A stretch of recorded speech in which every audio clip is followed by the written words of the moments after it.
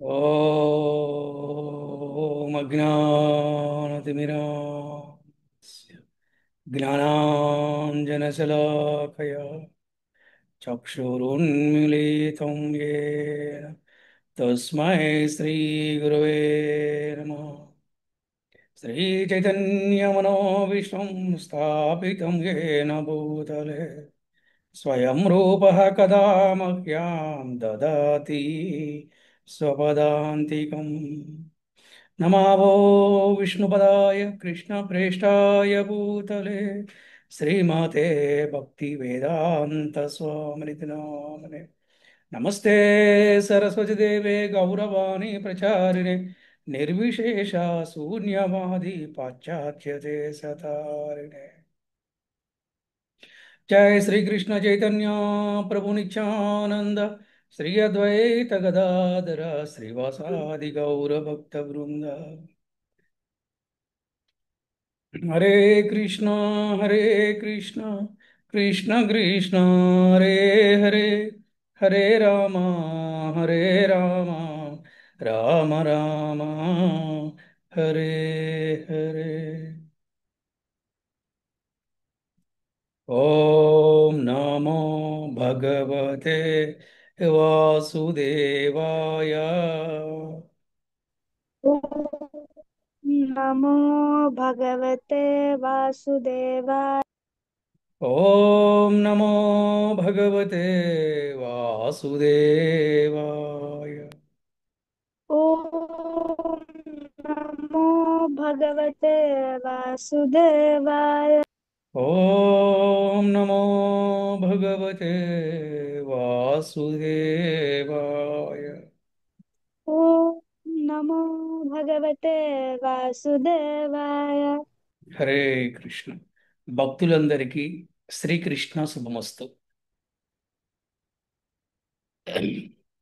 ఈరోజు మనము ఈ భాగవత కథలలోని ఆ, కలి ప్రవేశం గురించి ఈరోజు మనం చెప్పుకుందాం.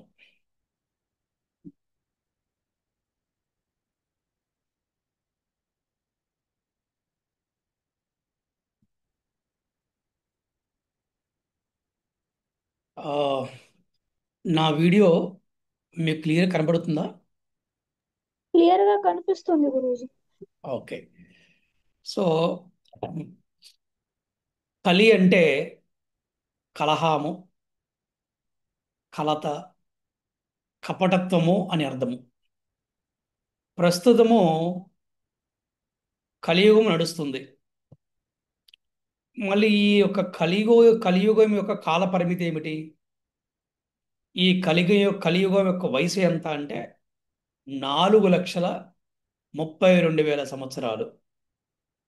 మరి ఇందులో ఇంతవరకు సుమారుగా కేవలం 5 సంవత్సరాలే గడిచాయి. అందుకే మన వైదిక సంస్కృతిలో, మన సనాతన ధర్మములో చేసేటువంటి పూజా కార్యక్రమాలలో, వ్రతాలలో సంకల్పం చదివేటప్పుడు కలియుగే ప్రథమ పాదే అని చెప్తారనమాట. కలియుగే ప్రథమ పాదే అంటారనమాట అని పలకడం జరుగుతుంది. కలి ప్రభావం గురించి భాగవతములో అడుగడుగునా కూడా వర్ణించబడింది. ప్రథమ స్కందములోనే, తొలి అధ్యాయంలోనే కలియుగ మానవుల లక్షణాల గురించి ఆ, వివరించారనమాట. ఎలా అంటే అల్పాయుష్కులుగా ఉంటారు, మందమతులుగా ఉంటారు, ఎల్లప్పుడూ తప్పుతో పట్టించే వారి సాంగత్యంలోనే వారు కోరుకుంటూ ఉంటారు. ఇలాంటివన్నీ కూడా కలియుగంలో మానవ లక్షణాలు ఉంటాయన్నమాట. అలాగే అదే మొదటి అధ్యాయం ఇంకోటి కూడా చెప్పారు. ఏం చెప్పారంటే ఆ కలి మాలిన్యాన్ని శుద్ధిపరిచే శ్రీకృష్ణ యశో కీర్తనాన్ని విననివాడు ఎవడు ఉంటాడని ప్రశ్నించబడింది అనమాట. అంటే ఈ ఈ కలియుగములో కలి ప్రభావం ఉన్నమాట వాస్తవమే. అయినప్పుడు కూడా మనందరం గొప్ప వరం ఉంది, ఒక గొప్ప అవకాశం ఉంది. అంటే కలియుగ ధర్మే హరినామ స్మరణే, కలియుగ ధర్మే హరినామ సంకీర్తనే. ఎవరైతే ఈ హరినామాన్ని ఆ కీర్తించిన వారు, శ్రవణం చేసిన వారు ఇద్దరికి కూడా లాభం ఉంటుంది. ముఖ్యంగా కలి నుంచి వారు ఆ, ఇబ్బంది పడకుండా బయటగలుగుతారు అనమాట. కలి ప్రభావం నుంచి వాళ్ళు రక్షింపబడతారు అనమాట. రెండు ఉంది అంటే, ఒకటి ఈ కలియుగములు చాలా ప్రభావమైనది. ఆ, అంటే ఆ, మూడు పాదాల మీద అధర్మం ఉంటే ఒక పాదం మీద ధర్మం ఉంటుంది ఈ కలియుగంలో. ఇటువంటి కలియుగంలో ఇంకో గొప్ప మనకి వరము అవకాశం ఏంటి అంటే హరినామ సంకీర్తన అనమాట. అందుకని ఈ హరినామ సంకీర్తన చేయటం వల్ల, హరి కీర్తన చేయటం వల్ల, కృష్ణ భక్తి చేయటం వల్ల ఈ మూడు పాదాల మీద ఉన్న అధర్మం నుంచి మనము రక్షింపబడతాం అన్నమాట. అందుకని నైమిసారణ్యములో సౌనకాది ఋషులు సూత గోస్వామిని ఉద్దేశించి పలుకుతున్నారంట. ఏమంటే, ప్రభు కలియుగము ఆరంభమైనదని తెలిసినందువలనే దీర్ఘకాలమంతా కూడా శ్రీకృష్ణ కథాశ్రవణం చేసే ఉద్దేశంతోనే మేము ఈ పవిత్ర స్థలంలో మేము సమకూడామని చెప్పారంట. ఎవరండి? సౌనకాది ఋషులు సూత గోస్వామితో అంటున్నారనమాట. దీర్ఘకాలం అంతా కూడా కృష్ణ కథాశ్రవణం చేసే ఉద్దేశంతో ఈ పవిత్రమైనటువంటి స్థలంలో మేము సమకూడాము. ఇక్కడది నైమిసారణ్యం అనమాట. ఈ శ్రవణమే మేము చేసే యజ్ఞము అని అన్నారనమాట. కలియుగము మానవుల శుభలక్షణాలు హరించే ఘోరమైన కాలం. అది ఎటువంటిదంటే దాటరానటి భయంకరమైన సముద్రం లాంటిదంట. అంతేకాకుండా కలియుగంలో వేరే లక్షణం ఉంది. ఏమిటంటే అజ్ఞానాంధకారం, అంధకారం వ్యాపిస్తుందంట. జ్ఞానము లేకుండా గాఢాంధకారం అన్నమాట.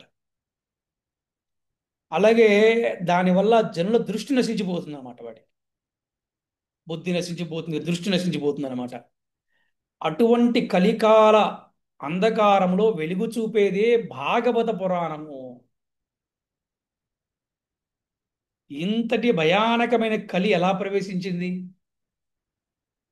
ఎప్పుడు ప్రవేశించింది? ఎవరు దానిని అనుమతించారు?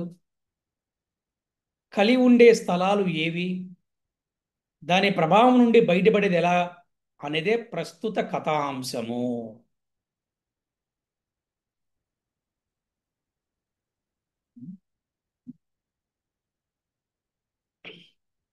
భూలోకములో తన దివ్యలీలను పూర్తి చేసిన శ్రీకృష్ణ భగవానుడు తిరిగి తన ధామానికి వెళ్ళిపోగానే పాండవులు మహాప్రస్థానం చేశారు. మనం చెప్పుకున్న ఇంత ముందు క్లాసులో కూడా పాండవుల మహాప్రస్థానం ఎప్పుడు? శ్రీకృష్ణ భగవానుడు భూలోకం నుంచి గోలోకానికి వెళ్ళిపోయినప్పుడు, అంతే అంతర్ధానమైనప్పుడు. అలాగే ఈ పాండవుల మహాప్రస్థానానికి ముందే ధర్మరాజు పరీక్షిత్తుని ప్రపంచాన్ని చక్రవర్తిగా, భూమండలానికి ఏకఛత్రాధిపతిగా నియమించాడు. ఆ తర్వాత బ్రాహ్మణ ఉత్తముల యొక్క సలహాలు సూచనల మేరకి వారి బోధన అనుసరించి పరీక్షిత మహారాజు చక్కగా రాజ్య పరిపాలన చేశాడు. అలాగే అతడు ఉత్తరుని కుమార్తెని వివాహం చేసుకున్నాడు. జనమే జయాది నలుగురు పుత్రులను కూడా పొందాడు అనమాట. ఎవరు? పరీక్షిత్తు. ఈ విధంగా జరిగిపోయింది. తల్లి గర్భములో ఉన్నప్పుడే బ్రహ్మాస్త్రం దాడి నుండి కృష్ణుని కరుణించే బయటపడిన పరీక్షిత్తు భాగవతులైన తాతగారుల పెంపకములో పెరిగిన పరమ భాగవతోత్తముడు. ఎవరండి తాతగారులు? అంటే పాండవులే. వాళ్ళ పెంపకంలో పెరిగాడు. అందుకే ఆయన పరమ భాగవతోత్తముడు అనమాట. అందుకే పరీక్ష చిన్నప్పటి నుంచి కూడా కృష్ణుడు బొమ్మలతో ఆడుకునేవాడంట. ఇటువంటి అటువంటి అటువంటి పరీక్షిత్తు మహారాజు గొప్ప భాగవతోత్తముడు కాబట్టే ఈరోజు మనందరం కూడా భాగవతాన్ని మనము ఆ, చదవగలుగుతున్నాము, వినగలుగుతున్నాము, బోధన చేయగలుగుతున్నాం అనమాట.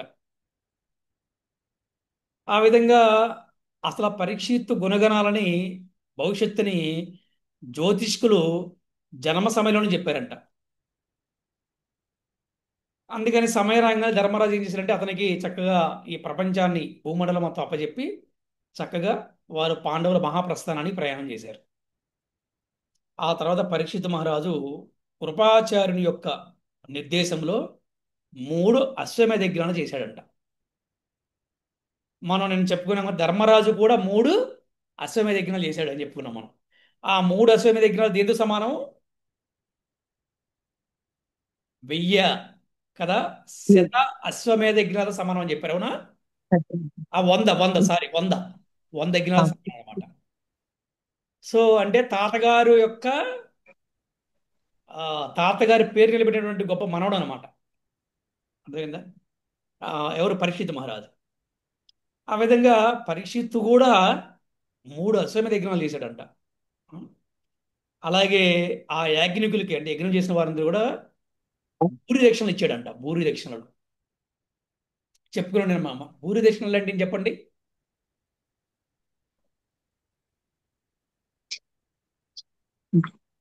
భూమి ఎంత కావాలంటే అంత దానం చేసేవాళ్ళు. భూమి కాదు. ఆ, అంటే వాళ్ళకి ఎంత కావాలో అంత ఇచ్చేయడం అనమాట. అంటే అన్లిమిటెడ్ చారిటీ. అంటే దానికి ఇంక అంత ఉండదు అనమాట. ఎంత కావాలో అంత ఇస్తారు. అంటే అవతల వాడు సంతోషపడేదాకా ఇస్తూనే ఉంటారు అనమాట. భూరి దక్షిణ అనమాట. అది. ఆ సమయంలో సామాన్య జనులు కూడా దేవతను దర్శించగలిగారు. ఏది? ఆ యజ్ఞాలకి. ఆ, మరి ఆ యజ్ఞాలకి దేవతలు వస్తే వాళ్ళని సామాన్య మనుషులు కూడా దేవతను దర్శనం చేస్తున్నారంట. ఇవాళ మనకి ఆ పరిస్థితి లేదు. ఏదో యజ్ఞంలో కనుక స్వామి కనబడితే ఫోటో తీసుకుని మనం పెట్టుకుంటాం వాట్సాప్లో, ఫేస్బుక్లో. అది. ఆ విధంగా పరీక్షిత్ మహారాజు దివ్యంగా రాజ్యపాలన చేస్తున్న సమయంలోనే కలియుగ లక్షణాలు నెమ్మదిగా రాజ్యంలో వ్యాపించడం ప్రారంభమయ్యాయి. అది తెలుసుకున్న పరీక్షిత్ మహారాజు అసంతృప్తి చెందాడు. కలిం ప్రవిష్టం నిజ చక్రవర్తితే అని భాగవతంలో చెప్పబడింది. అంటే తన ఒక్క రాజ్యపాలనలో కలి ప్రవేశించడం అతనికి అప్రియంగా తోచింది. అంటే అతనికి ఇష్టం లేదు, నచ్చలేదు. ఎందుకంటే పాండవుల వారసుడు.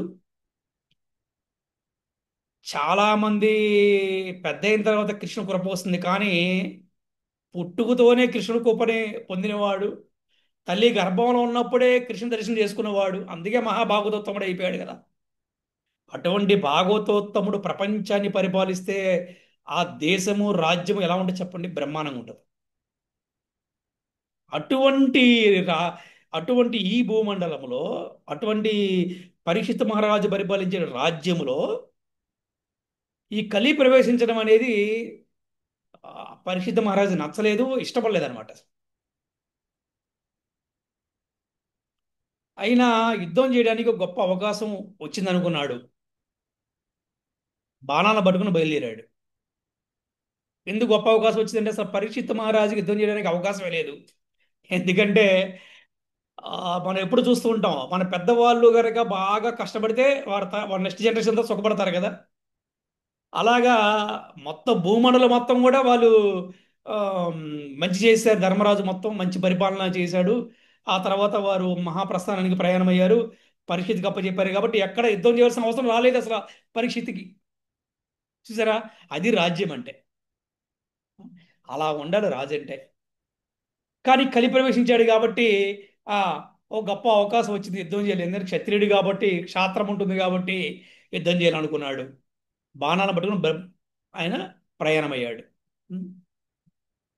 ఏమిటి కలియుగంలో లక్షణాలు అంటే ప్రధానంగా 4 లక్షణాలు ఉంటాయి. ఒకటి అంటే అక్రమ సంబంధాలు, మాంసభక్షణము, మత్తు పదార్థము, జూదము. ఈ అక్రమ సంబంధం అంటే వ్యభిచారం అంటారన్నమాట. ఈ 4 లక్షణాలు కలియుగంలో ఉంటాయి. ఇవి ఎక్కడైతే ఉంటాయో అక్కడ కలహం తప్పనిసరిగా ఉంటుంది. అదే కలి ప్రభావము. అందుకనే మన ఈ బ్రహ్మ మధ్య గౌడి వైష్ణవ సాంప్రదాయంలో మన ఆచార్యులు ఎవ్వరు కూడా కాంప్రమైజ్ అవ్వలేదు తెలుసా. తప్పకుండా ఈ 4 నియమాలు పాటించాల్సిందే. ఈ 4 నియమాలు పాటించకపోతే వారికి దీక్ష ఇచ్చేది లేదు, వారిని భక్తులుగా పరిగణించేది లేదు. చాలా క్లియర్ అనమాట. అందుకంటారు మన అమ్మో మీ సాంప్రదాయంలో ఇస్కాన్లో చాలా స్ట్రిక్ట్ రూల్స్ అని చెప్పి అంటారు. ఎస్, స్ట్రిక్ట్ రూల్సే. లేకపోతే ఇక మన జన్మ వేస్ట్, మానవ జన్మ. ఇంకెందుకు భక్తి చేస్తూ కూడా మళ్ళీ వ్యభిచారం, మాంసభక్షణం, మత్తు పదార్థ జోదం ఇవి ఉంటే ఇంకెందుకు చెప్పండి భక్తి? అసలు భక్తి చేయలేరు కూడా, భక్తిలో పురోగతి సాధించలేరు. మరి ఇవే కాకుండా కాఫీ తాగరు, టీ తాగరు, ఉల్లిపాయ తినరు, వెల్లుల్లిపాయ తినరు, భగవంతుడికి నైవేద్యపడిన ప్రసాదాన్ని స్వీకరిస్తారు అంటే అందుకని కలి ప్రభావం మన మీద పడకుండా ఉండాలంటే మనము ఈ నియమాలు పాటించాల్సిందే. ఇవి ఎక్కడైతే ఉంటాయి ఎక్కడ కలహాలు తప్పనిసరి ఉంటాయి. మీరు చూడండి, మనం చూస్తే చాలా టీవీ ఛానల్స్ పడేస్తుంది నేరాలు ఘోరాలు, రోడ్డు మీద యాక్సిడెంట్లు, ఒకరినొకరు చంపుకుంటాం, కాల్చుకుంటాం, భర్త భార్యను చంపటం, భార్య భర్తను చంపటం, ప్రియురాలు ప్రియురాలు కోసం భార్యను చంపుతాడు, ప్రియుడు కోసం భర్తను చంపుతుంది. ఇవన్నీ ఎక్కడొస్తాయంటే మీకు అక్రమ సంబంధాలు, మాంసభక్షణ, మత్తు పదార్థాలు, జోదము, నేరాలు ఘోరాలని వీటికి సంబంధించినవి ఉంటాయి మీరు చూస్తే గనక. అందుకని ఈ కలియుగంలో వీటిని ఖండించారు. అందుకని ఈ ప్రపంచంలో అన్ని రాజ్యాలు కూడా తన పరిపాలన ఉన్నాయి కాబట్టి పరీక్షిత్కి యుద్ధం చేసే అవకాశమే రాలేదండి ఎక్కడ కూడా. కానీ కలి ప్రభావం వలన దుష్కార్యాలకు తలపెట్టిన వారు అతనికి యుద్ధ అవకాశాన్ని కలిగించారు. అది అలాగే నల్లని గుర్రాలు తూగుడి రథములో ఆసీనుడైన పరీక్షిత్తు చతురంగ బలాలతో ముందుకు సాగాడు. ఆ విధంగా దిగ్విజయ యాత్రకు బయలుదేరాడు పరీక్షిత్తు. ఆ విధంగా భద్రాసము, కేతుమాలము, భారతము, ఉత్తరగురము ప్రాంతము, వృషము, ఇలాగ భూలోకంలో ఉన్నటువంటి ప్రాంతాలన్నీ కూడా ఆయన ఆ, మొత్తం కూడా ఆయన చూసుకుంటూ వచ్చాడు అనమాట. ఆ విధంగా ఆయన ఆ, ఆయన యొక్క సార్వభౌమత నిరూపించుకోవడానికి పరీక్షిత్తు అన్ని ప్రాంతాలకు వెళ్ళి వచ్చారు. ఆయన మొత్తానికి ఏదైనా కూడా ఆ, ఈ యొక్క ఎక్కడికి పరీక్షిత మహారాజు వెళ్ళినా కూడా అక్కడ ప్రతి ఒక్కరు కూడా వీళ్ళ యొక్క పూర్వీకుల్ని కీర్తిస్తున్నారు. ఇప్పుడు మనం కూడా చూడండి, మనం ఏదన్నా ఒక ఫంక్షన్కి వెళ్ళాం లేదా ఎవరైనా కలిసాం అనుకోండి, చెప్తారు మీ నాన్నగారు గొప్పవారయ్యా, మీ తాతయ్య గారు గొప్పవారు అని చెప్తారు కదా. అట్లాగా పరీక్షిత్ ఎక్కడికి వెళ్ళినా కూడా కృష్ణ భక్తులు తన పూర్వీకుల గురించి చెప్తున్నారంట, చరిత్ర చెప్తున్నారంట. అబ్బా మీ పాండవులు అంత గొప్పవారండి, మీ పాండవులు కృష్ణ కృప ఉందండి, కరుణ ఉందండి, మీ పాండవులు అన్ని దానాలు చేశారండి, అన్ని ధర్మాలు చేశారండి, మంచి వాళ్ళండి, అర్జునుడు ఎలా చేశాడు ఇలా చెప్పుకుంటూ వాళ్ళు కీర్తిస్తున్నారంట. నిజంగా విన్నప్పుడు చాలా ఆనందంగా ఉంటుంది కదా మనకి. అందుకే చూడండి, ఆ, ప్రతి కుటుంబంలో సభ్యులంట సమాజానికి మంచి పరపాలని చెడు చేయకూడదంట. అందుకని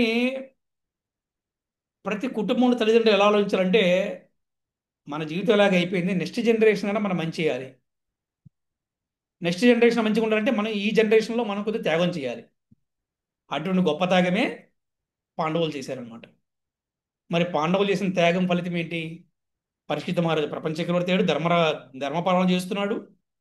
కుటుంబానికి, బంధువులకి, స్నేహితులకి, సమాజానికి కూడా మంచి జరుగుతుంది. అలా ఉండాలి కుటుంబ సభ్యులంటే, అలా ఉండాలి తల్లిదండ్రులు అంటే.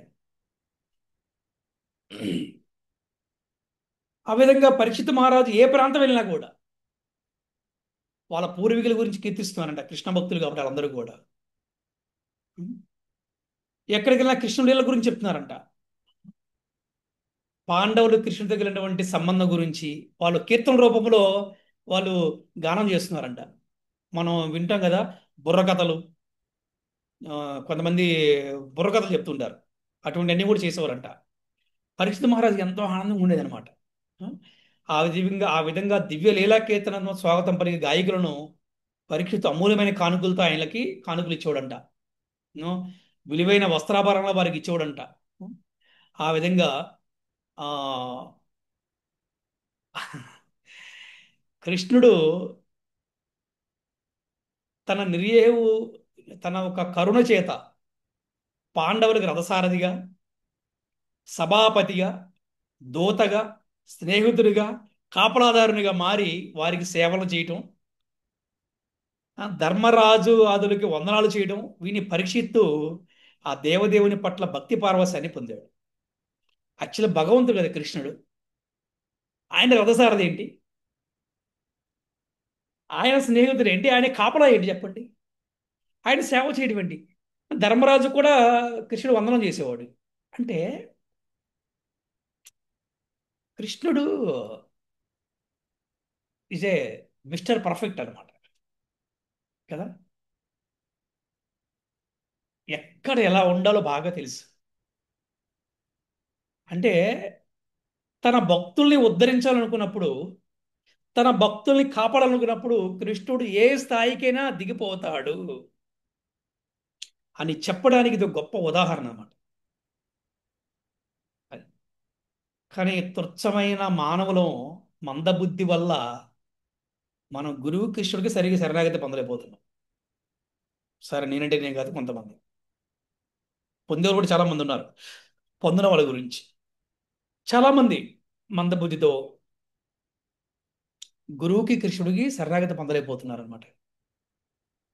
కానీ కృష్ణుడు చూసారా, రథసారథిగా, స్నేహితునిగా, కాపలాదారుడిగా, అసలు ఏం చూడండి.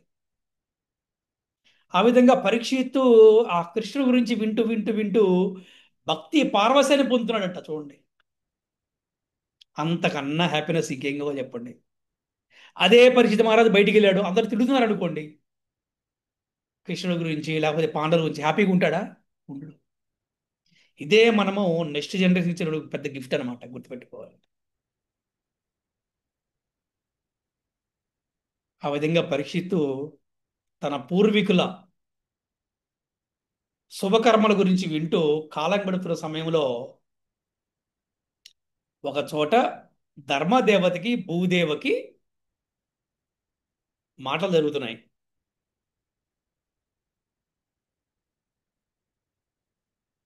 అయితే ధర్మదేవతను భూదేవి వారి వారి రూపాలు లేరు. ఎలా ఉన్నారు? ధర్మదేవతము వృషభ రూపం. అంటే వృషభ రూపం అంటే చెప్పండి ఎవరైనా. ఎద్దు ఈ ప్రభు. ఆ సో భూదేవి గోరూపము ఉన్నారు. వారి పరిస్థితి చాలా విచిత్రంగా ఉంది. ఎలా ఉందంటే వృషభము అంటే ఎద్దు కేవలం ఒక కాలితో ఉందంట. ఒక కాలితో. అంటే దాని అర్థం ఏంటంటే కృష్ణుడు వెళ్ళిపోయాడు, ధర్మము ఇప్పుడు ఒక పాదం మీదే ఉంది.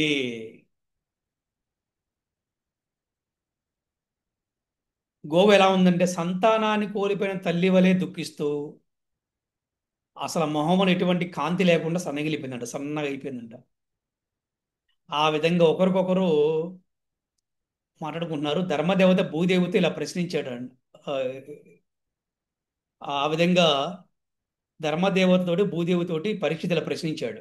భూదేవి, నువ్వు ఎందుకు దిక్కిస్తున్నావు అని అడిగాడు అనమాట.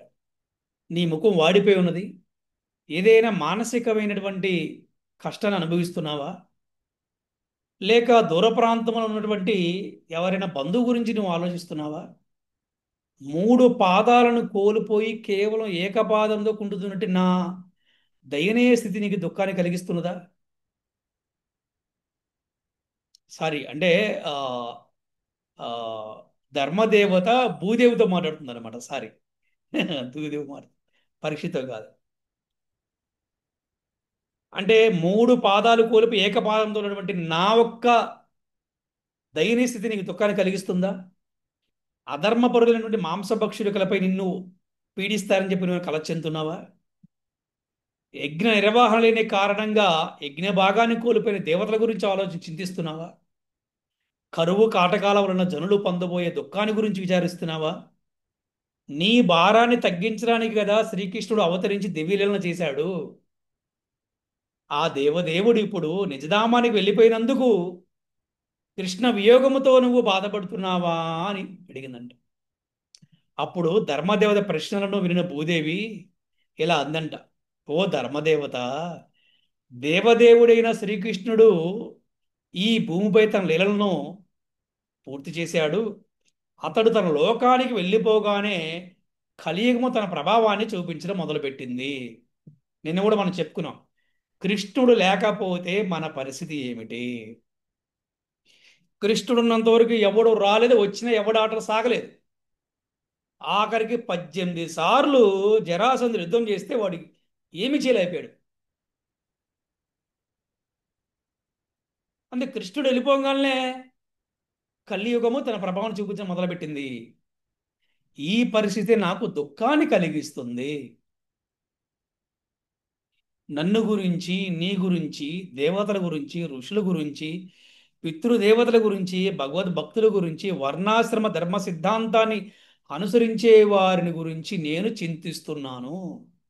చూసారా గోవు ఎంత గొప్పదో చూసారా? గోవు ఎంత గొప్ప చూసారా? ఎవరి గురించి ఆలోచిస్తుంది పాపం? తన గురించి ఆలోచించట్లేదు. దేవతల గురించి ఆలోచిస్తుందంట, ఋషుల గురించి ఆలోచిస్తుందంట, పితృదేవతల గురించి ఆలోచిస్తుందంట, భగవద్ భక్తుల గురించి ఆలోచిస్తుందంట. వర్ణాశ్రమ సిద్ధాంతం అంటే ఏంటి?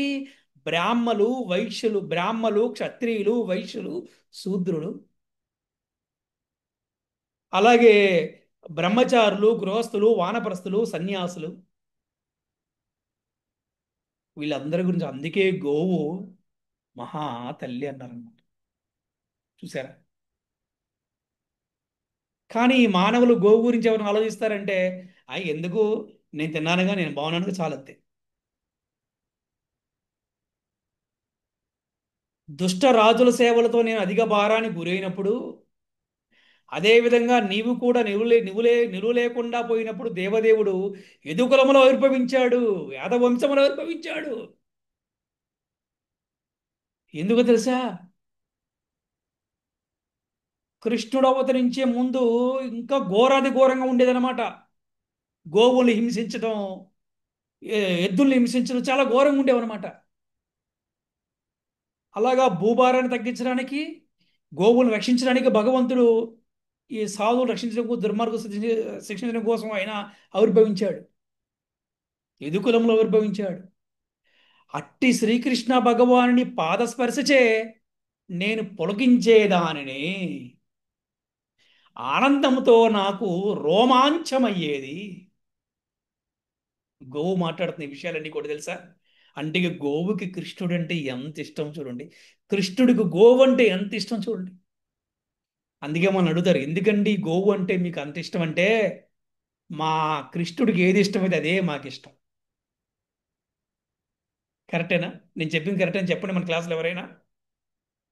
కరెక్టే కరెక్టే గురూజీ. ప్రభు. కరెక్టే గురూజీ. చెప్పుకుంటానికే బాగుందా, వినటానికే బాగుందా, ఆచరించాలనిపిస్తుందా? ఆచరించాలనిపిస్తుంది గురూజీ. Yeah, yes. నా కృష్ణుడికి ఏమి ఇష్టమైతే నాకు అదే ఇష్టం, అంతే. నిజంగా ఈ కలియుగంలో హరినామ జపం చేస్తే, నిత్యం భాగవత సేవ చేస్తే, అసలు కృష్ణుడికి నైవేద్యం పెడితే తల్లి రుణము, తండ్రి రుణము, గురువు రుణము, పితృ రుణము, దేవతా రుణము, ఋషి రుణము, సమస్త దేవతల రుణాలు కూడా తీరిపోతాయంట. అసలు ఎవరికి పితృదేవతలకి అసలు ఆ, ఏమంటారు, పితృదేవతలకి చేసేటటువంటి సంవత్సరికాలు, ఆర్థికాలు ఉంటాయి. అవి చేయకపోయినా కూడా ఎటువంటి పాపము, దోషం ఉండదంట. నిత్యం ఎవరైతే భగవంతు నైవేద్యం పెట్టి స్వీకరిస్తారు, అంటే అలా అని వదిలేయమని అర్థం కాదు. ఎందుకంటే కృష్ణుడే భగవంతుడు కాబట్టి.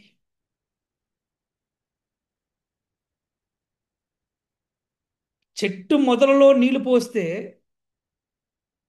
ఆ చెట్టు మొదట్లో ఉంటాయా, ఆ చెట్టు కొమ్మలకి, రెమ్మలకి, ఆకులకి, పూలకు కూడా వస్తాయా? చెప్పండి ఎవరైనా.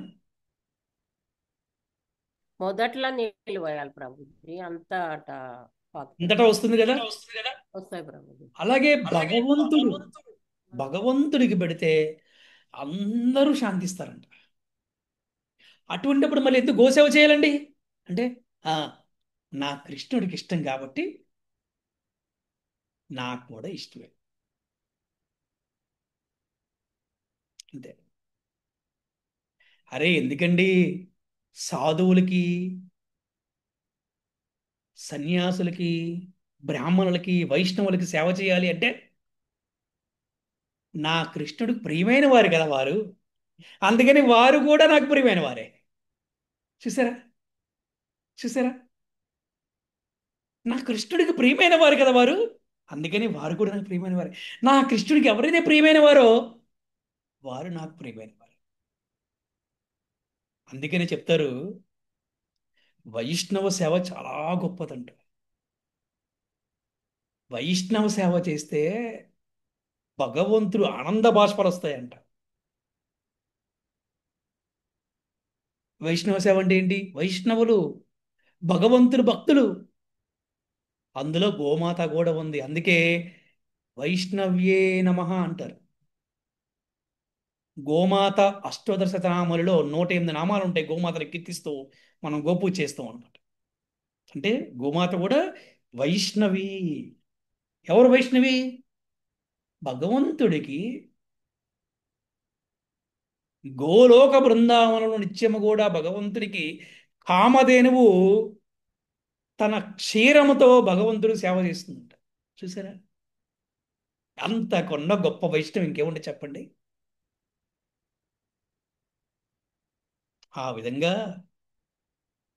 గోమాత అంటుంది, నన్ను గురించి, నీ గురించి, దేవతల గురించి, ఋషుల గురించి, పితృదేవతల గురించి, భగవద్ భక్తుల గురించి, వర్ణాశ్రమ సిద్ధాంతం గురించి నేను చింతిస్తున్నాను. అందుకే కదా నిన్ను నన్ను అందరినీ కాపాడడం కోసమే కదా ఆ దేవదేవుడు, ఆ పరమాత్ముడు, ఆ పురుషోత్తముడు, ఆ పూర్ణ పురుషోత్తముడు, ఆ యదునందుడు యదు కులములో ఆవిర్భవించాడు కదా, యాదవ వంశములో ఆవిర్భవించాడు కదా. అట్టి శ్రీకృష్ణ భగవాన్ని పాదస్పర్శచే నేను పులకించేదాన్ని. నాకు ఆ, కృష్ణుడి పాద స్పర్శచే పులకించేదాన్ని చెప్పి గోమా చెప్తుంది కదా. నాకు ఒక చిన్న కథ చెప్పాలనిపిస్తుంది, చెప్పనా? చెప్పండి గురూజీ. చెప్పండి ప్రభు. ఆ, కృష్ణుడు పాదాలు ఏ రంగులో ఉంటాయి? పింక్ కలర్ లో గురూజీ. గులాబీ కదా. గులాబీ. అసలు మెత్తని పాదాలు చిన్ని కృష్ణుడివి గులాబీ రంగు, లేత గులాబీ రంగులో ఉంటాయి. అరే కన్నయ్య, నువ్వు అడుగు పెడితే నీ పాదానికి ఏదన్నా ముళ్ళు గుచ్చుకుంటది, చిన్న రాయి గుచ్చుకుంటది, నేను తట్టుకోలేను కన్నయ్య. అందుకని నీ కాళ్ళకి పాదరక్షలు వేసుకో అంటే, చెప్పులు వేసుకో అంటే, అమ్మా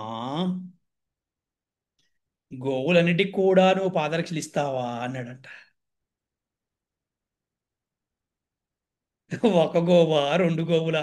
చెప్పండి, ఎన్ని గోవులు? 6 లక్షల 9 3 లక్షల లక్షల 10 లక్షల 9 లక్షల గోవులంట నందమహారాజుకి, యశోదామాతకి. అమ్మో, ఏంటి ఈ చిన్ని కృష్ణుడు ఇన్ని మాటలు మాట్లాడుతున్నాడు? ఇది ఎవరు మాట్లాడతారు? కేవలం భగవంతుడే మాట్లాడగలడు. ఒక చిన్ని పిల్లవాడుకి గోవంటే ఎంత ప్రేమ! అమ్మా, మరి మన గోవులకు కూడా పాదరక్షలు ఇస్తావా? ఒరే కన్నయ్య, గొడుగన్నా తీసుకెళ్ళయ్యా, ఎండబడుతుందంటే. మరి గోవులన్నిటికి కూడా గొడుగిస్తావమ్మా?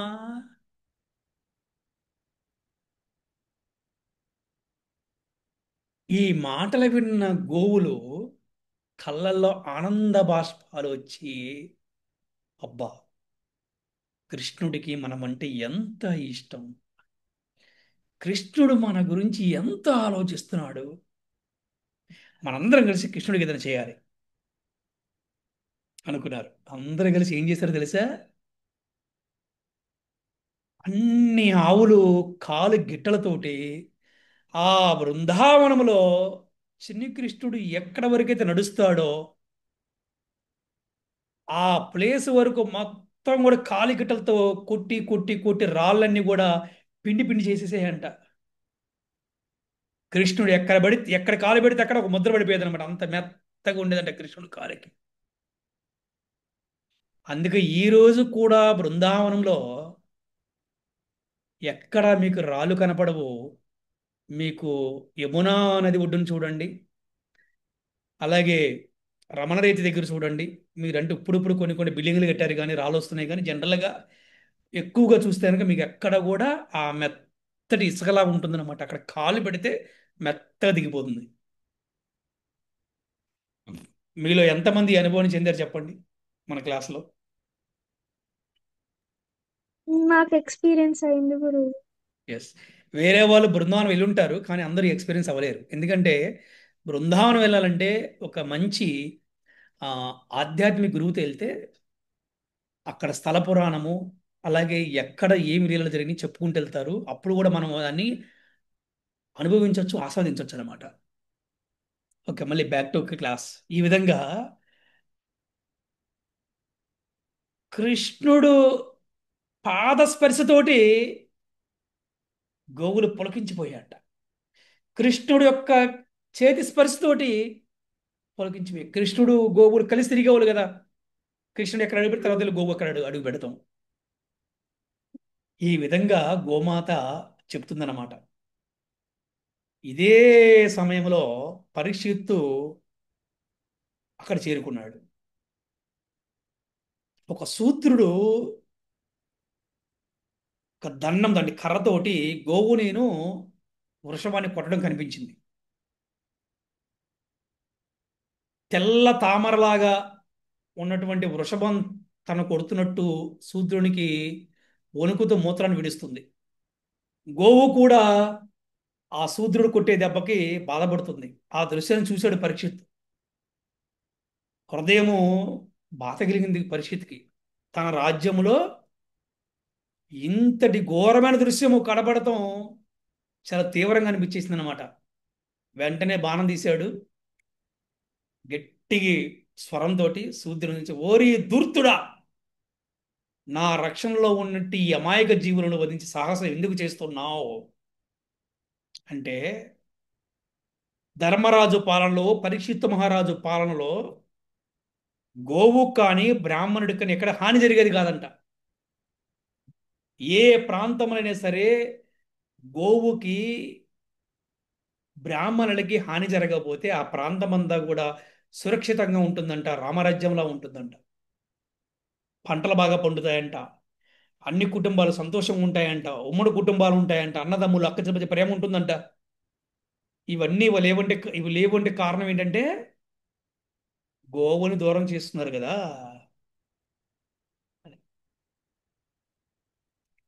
అప్పుడు, ఒరి ధూర్తుడా, ఎందుకు నీ ఇటువంటి సాహసం చేస్తున్నావు? ఈ అమాయక జీవుల్ని చంపే సాహసం చేస్తున్నావు. నీ వేషధారణ బట్టి చూస్తుంటే నువ్వు నియమాలని ఉల్లంఘిస్తున్నావు. అంటే కృష్ణుడు అర్జునుడు ఇప్పుడు లేరని ఈ సాహసాన్ని ఒడిగట్టావా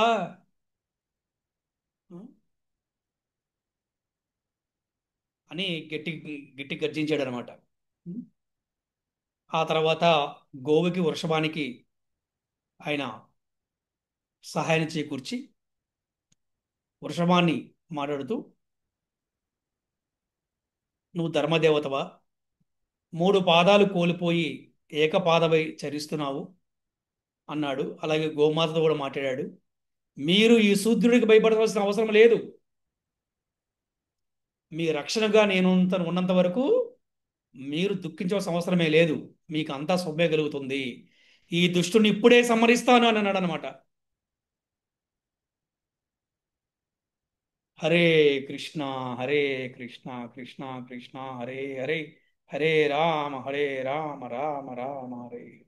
శ్రీల ప్రభుపాదికి జై, శ్రీల గురుదేవ్కి జై, అనంత కోటి వైష్ణవ భక్త బృందకి జై, గ్రంథర శ్రీమద్ భాగవతం కి జై. హరి హరి బోల్. హరే కృష్ణ.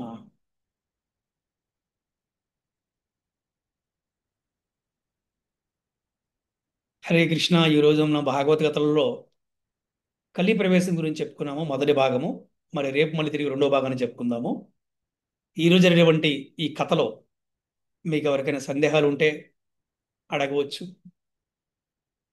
అలాగే ఈ క్లాస్ ద్వారా మీరు ఏవైతే విన్నారో మీరు వివరంగా తెలియచేయవచ్చు. హరే కృష్ణ. మనం భాగవతం కొనే టాపిక్ పేరు కలి ప్రవేశం. లైక్ కృష్ణుడు తన అవతారాన్ని భూలోకంలోని చాలించిన తర్వాత ధర్మరాజు వాళ్ళందరూ మహాప్రస్తావన చేసిన తర్వాత ధర్మరాజు ముని మనవడు పరీక్షిత్ మహారాజు కలి ప్రవేశించింది అన్న బాధతో లైక్ వాళ్ళ రాజ్యంలో ఏం జరుగుతుందని చెప్పి తెలుసుకోవడానికి వెళ్ళినప్పుడు అలా కంటిన్యూ చేశారు. కలి అంటే కలహం, కలత, కపటం, కుట్ర ఇలాగా. కలియుగం కలహాల యుగం. కలియుగం శుభలక్షణాలను హరిస్తుంది. కలి లక్షణాలు ఏమిటంటే వ్యభిచారం, మాంసభక్షణ, మత్తు పదార్థాలు సేవించడం, జూదం. తర్వాత గురూజీ మనం కృష్ణది ఒక చిన్న పాస్ట్ టైం చెప్పుకున్నాం. మీరు చెప్తూ ఉంటారు ఎప్పుడు కమ్యూనికేషన్ అనేది వన్ సైడ్ ఉండకూడదు, అవతల వైపు కూడా ఒకే సైడ్, అంటే టూ సైడ్స్ ఉండాలి కమ్యూనికేషన్ కానీ రెసిప్రోకేట్ అవ్వడం కానీ అని చెప్పి. కృష్ణ యశోదాదేవితో చెప్తారు, అమ్మ నువ్వు నాకు చెప్పులు వేస్తా అన్నావు, మరి నా వాళ్ళకి చెప్పులు లేవు అని అన్నారు. కృష్ణ అన్నారు. యశోదేవి అన్నారు, సరే చెప్పులు వేసుకోదు గొడుగు పట్టుకెళ్ళంటే మరి ఆవులకు గొడుగు అన్నారు. ఇవన్నీ ఆవులు విన్నాయి. కృష్ణ ఆవుల కోసం ఎంతైతే ఫీల్ అయ్యి వాళ్ళ అమ్మని అడిగారు, ఆవులు కూడా అంతే ప్రేమగా కృష్ణుడికి ఎక్కడ రాళ్ళు గుచ్చుకుంటాయా చిన్ని పాదానికి, ఆ మెత్తని పాదానికి ఎక్కడ ఏ రాయి గుచ్చుకుంటాయని ఎక్కడ బాధపడతారా అని చెప్పి వాళ్ళ కాళ్ళ గిట్టలతోనే మొత్తం అంతా స్మూత్. ఇది నేను చెప్తుంటే నాకు బృందావనంలో నడుస్తున్నప్పుడు కాళ్ళకి బృందావనం డస్ట్ తగులుతుంది గురుజీ అది చెప్తుంటే. మెత్తని డస్ట్ ఎంత సాఫ్ట్ గా ఉన్నదో. రమణరీతికి వెళ్ళి మనము అక్కడ చెప్పారు కదా దొరలండి అని చెప్పి వదిలేశారు ఫుల్ గాన. చాలా బాగా అనిపించింది రోజులే. కృష్ణుడు పాదం తగిలిన మట్టి, గోవులు అంత ప్రేమగా చేశారు, వాటిని అంత మెత్తగా చేశారని చెప్పి. అదే కృష్ణకి మనం ఎంతైతే ఇస్తామో దానికన్నా చాలా ఎక్కువ మనకి తిరిగిస్తారు. హరే కృష్ణ గురు. హరే కృష్ణ. వెరీ గుడ్ అమ్మా, వెరీ గుడ్. హరే కృష్ణ, బాగా చెప్పారు. గొప్పగా రాజ్యం ఏలాడని తెలుసుకున్నాము. ఆయన పరమ భాగవతోత్తముడు అని తెలుసుకున్నాము. ఆ, ఆయన ఆయన 3 అశ్వమేధ యాగాలు చేశారు కృపాచార్యుని వల్ల అని తెలుసుకున్నాము. 3 అశ్వమేధ యాగాలు అంటే 100 శత ఆ యజ్ఞాలు అని అంతకంటే గొప్పగా ఉంటాయి. అంత గొప్పగా ఉన్నాయి 3 అశ్వమేధ యాగాలు కూడా అని తెలుసుకున్నాము. ఆ, కలి అంటే కలహాల యుగము. ఆ కలి ప్రవేశించినప్పుడు ఆయనకి కలి ప్రవేశిస్తున్నాడని ఆయనకి తెలిసి ఆయన 4 లక్షణాలు అంటే మద్యపానము, మ- ఆ, మద్యపానము, ఆమ్,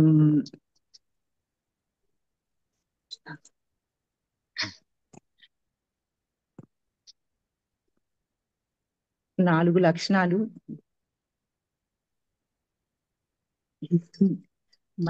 4 లక్షణాలు ఓ, ఓ, వ్యభిచారము, మద్యపానము, ఆ, జూదము, ఆ,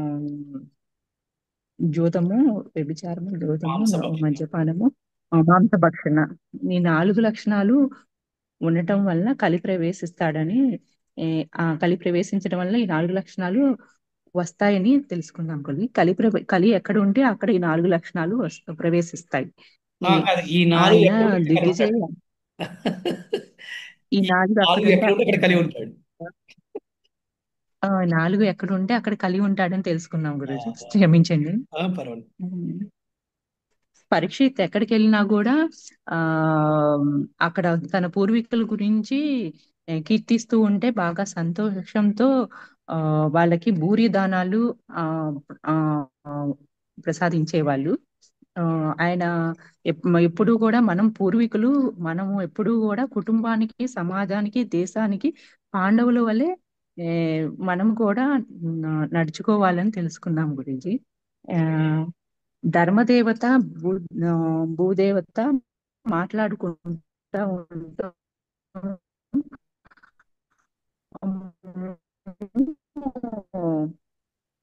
ఆ పరీక్షిత్ మహారాజు వింటారు.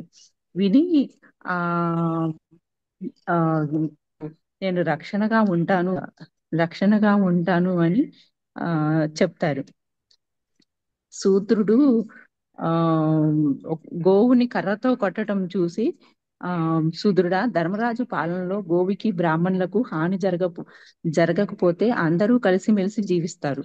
గోవుకి వృషభానికి గోవుకి ధైర్యాన్ని చెప్పి, నేను ఉన్నంత వరకు ఆ మీకు ఏ భయము లేదని అభయాన్ని ఇస్తాడు. అని తెలుసుకున్నాం గురూజీ. ఈ బృందావనంలో ఆ ఆ పేరు గుర్తు రావట్లేదు గురూజీ. అది ఆ ఆ లీల అక్కడ చాలా మెత్తగా ఉంటదని చూసాం గురూజీ. చాలా మంది అక్కడ ఎంత వనరేతి. పారవస్యంలో ఆడుకుంటూ పర్వాలేదు, ఉంటాం. మీ వాయిస్ బ్రేక్ అవుతుందమ్మా, పర్వాలేదు. హరే కృష్ణ. ఓకే. కలియుగం అంటే కలహము, కపటము, కలత అన్ని తెలుసుకున్నాను గురూజీ ఈరోజు జరిగిన క్లాస్ లో. మరియు ఎక్కడెక్కడైతే కలుపు ఉంటారో ఇక్కడ ఈ క్లాస్ తెలుసుకున్నాను గురూజీ. మాంసభక్షణ జరిగే చోట, పదార్థాలు తీసుకునే చోట, వ్యభిచారం చేసే చోట, జూదం ఆడే చోట ఈ కలి ఉంటాడని తెలుసుకున్నాను గురూజీ. కలియుగం అనేది కలియుగము, హరిస్తుంది అని తెలుసుకున్నాను గురూజీ. కలిగే ప్రళయం పాలి అని తెలుసుకున్నాను గురూజీ.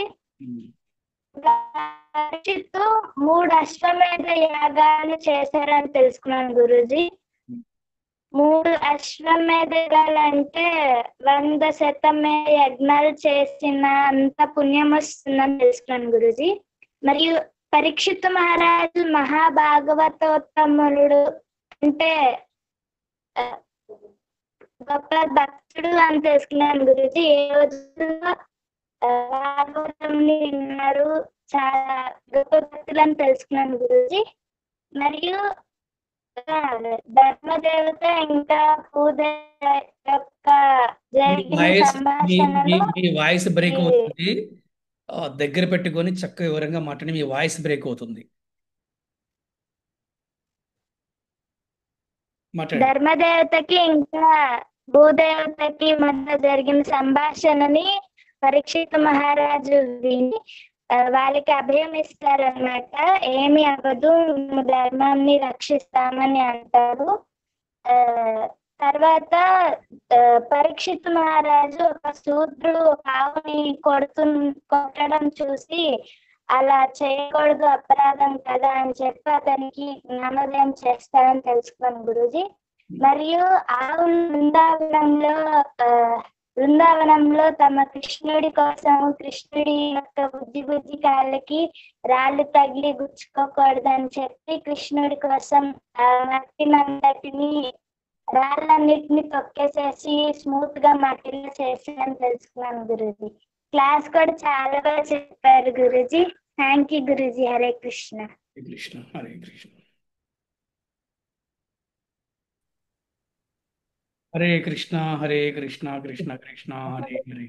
హరే రామ హరే రామ రామ రామ హరే కృష్ణ. హరే కృష్ణ.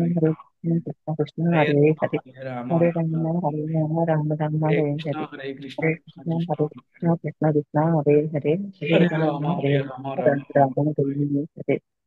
శ్రీల ప్రభుపాదికి, శ్రీ గురుదేవ్కి, చరంద గురు వైష్ణవ భక్తి బ్రతికి జై. హరి హరి బోల్. హరే కృష్ణ.